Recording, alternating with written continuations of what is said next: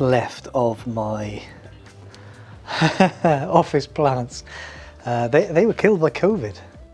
Not directly, but because the whole university shut down, when we had those full lockdown periods, well, there was no chance of watering them. They just survived year on year, bit by bit, on the little bits of water they had when I went on holiday for a week or 2 weeks, and COVID finally killed them. Ah, well, they're only plants, I'll get some more. Do you feel that people are allowed to be weak yet in modern society, in Western society? I know I have lots of viewers that live in lots of different societies, and people think and act and work differently, but are we at the point yet where we're doing a really good job of supporting each other, where people feel like they can be weak, that they can show weakness, and their colleagues will help support them and lift them up? I don't know, it's just something I've been thinking about recently, because we kind of pretend that we do live in that society, but I don't think we do yet. I think we've got a lot more work to do. Speaking of work to do, one of the courses that I teach on, graduate entry medicine, I was one of the people that built it from scratch. That was a while ago, 17 years ago. And the course has grown, it's been incredibly successful. We started off with, 35 students as a test year, with the intention to double that to 70 the following year, which we did. And we taught a group size of 70 students medicine for, I don't know, a decade or more, which is pretty lucky, really, if you think about it. And we've increased. This year we have 127 medical students in the first year, and next year that may well increase even further. Britain needs more doctors, more nurses, more healthcare professionals. It feels like Britain needs more everything for some reason. The big effect for us is that we are going to have to completely change how we teach anatomy, and we're going to have to rebuild and rewrite everything. The way in which we've taught in the past is we've taken our full year cohort of students, and we've broken them up into 5 groups or 4 groups.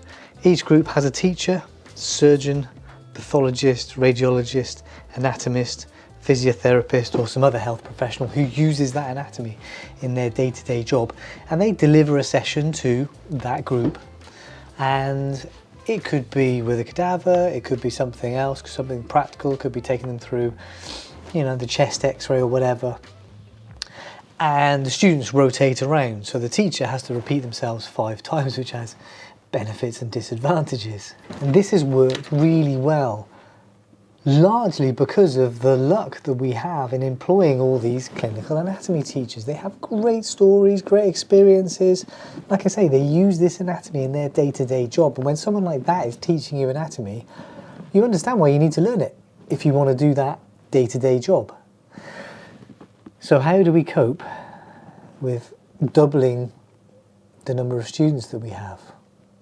Well, the plan is to do what most other medical schools do, I think, is we'll take our, let's say, 150 students, might be even more in the future, split them into 5 groups, to say we've got a group size of 30, and then give that group a task to do. But we'll break them up into groups of 5 or 6, so this task will be replicated. So it might be, give them a model of the lower limb and say, find this muscle, where does it attach to? If it contracts, what do you think it does? And so on and so on and so on. Supported by those clinical teachers and us anatomists and other demonstrators and that sort of thing. And the students will rotate around those 5 stations in a very practical way. And we'll give a supporting lecture. Of course, I've made a few YouTube videos over the past, which we'll share, which might be helpful in studying anatomy, but it's a big shift for us. We've got experience of this because we teach other programs in a similar way, but still, we're taking this big step off the cliff into the unknown. And we will do what we've always done. We will lay out what we try to do, we'll do it, we'll see what the students say, what they feel, we'll get their feedback, we'll get the teachers' feedback, we'll reflect on all of this, and we'll iterate, we'll tweak it, we'll change it, and bit by bit, we'll work our way towards something excellent, I hope, but that's a lot of work we've got to do over the next academic year. Ay, ay, ay.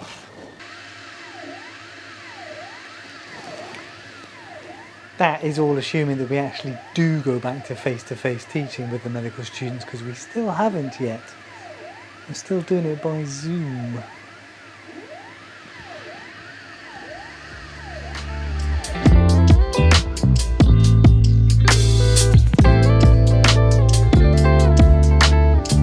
Playtime now.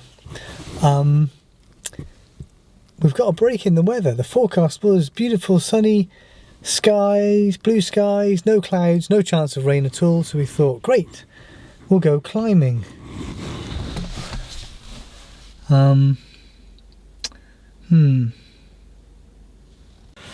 Yeah, on the way here we got rained on and there was a very wet area. This looks dry actually, and there's a fair wind blowing, so well, we'll go somewhere we know. We'll just do a couple of routes, and most of it's about being outside, and Kim's got a bit of a cough. It's not COVID, and she's not feeling very well, so we'll just gotta try, right? Ooh.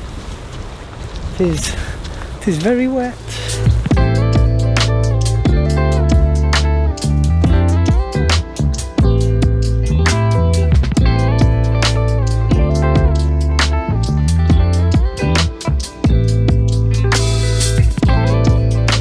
Anyway, that was a thought I was having this week, was do we have to be strong? Do we have to appear strong all the time?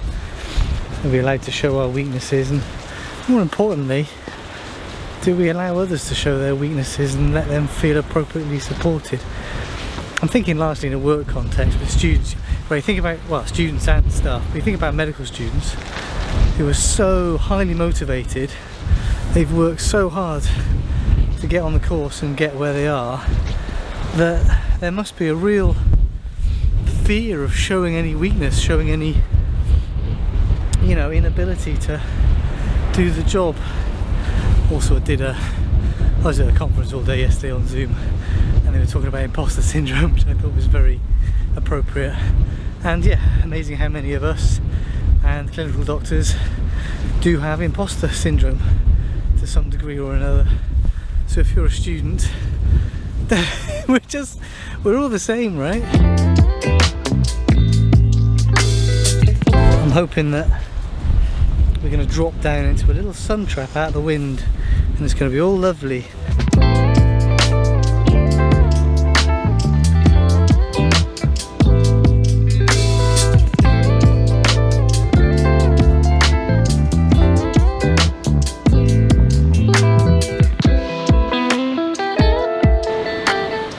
Yeah, it is looking a little wet in places, but that's not too surprising.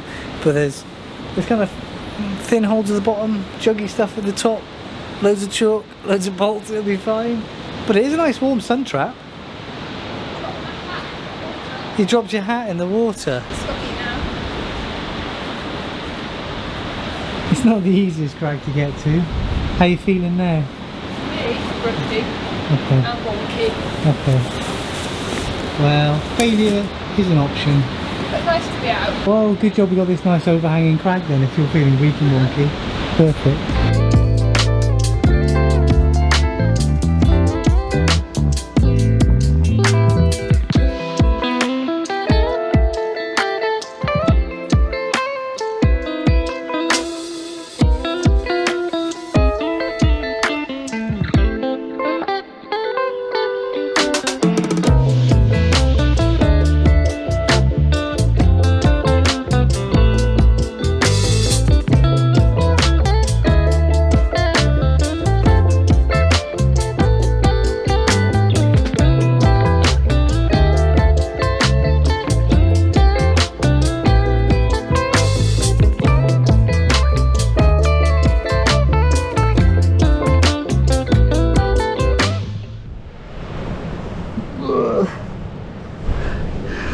I'm getting pumped doing this. This is probably a bad idea.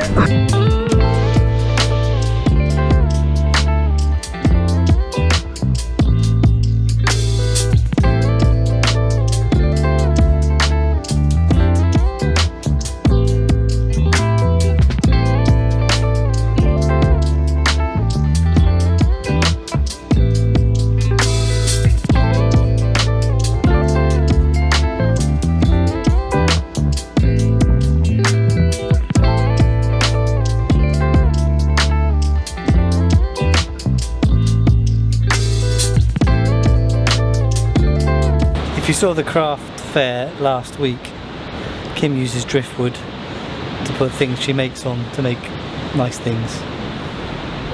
Really nice pieces, they're really, really washed.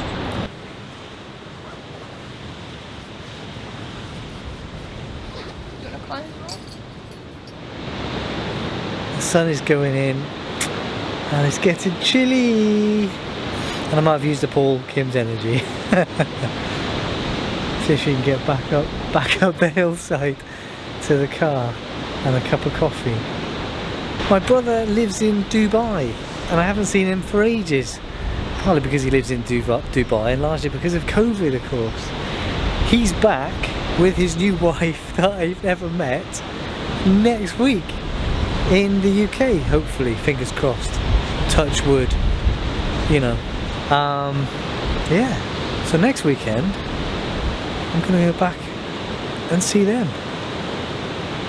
Oh, so good to get these dry sunny days so you can get outside climbing. I'm waiting for a winter calm day so I can get out in the kayak, but you've got to be even luckier for that, haven't you?